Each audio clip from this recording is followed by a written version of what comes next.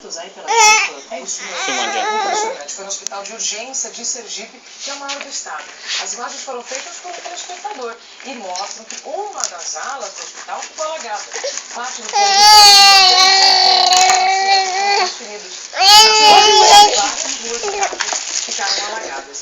E hoje tem mais chuva em Aracaju e no Recôncavo Baiano. Pode chover mais de 50 milímetros e é muita água para um solo que já está encharcado.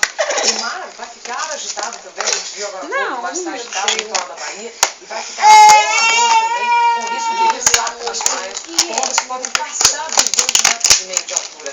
Outro destaque de hoje da previsão são as nuvens carregadas aqui no sul do país. Não, vovó não falou nada, né? Sim, meu amor. Controladas do oeste do Rio Grande do Sul, ao sul de Mato Grosso do Sul.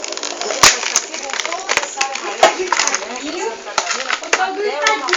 E as temperaturas vão subir em todo o país esta tarde.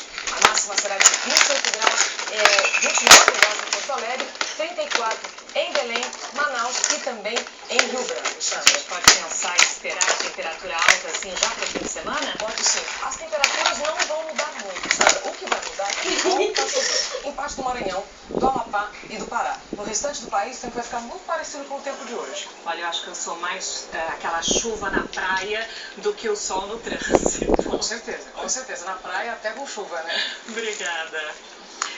Uma pessoa morreu e não, no desabamento da marquise de uma loja no subúrbio do Rio ontem à noite. Um vendedor ambulante que estava na calçada na hora do desabamento morreu. Entre os feridos, 2 eram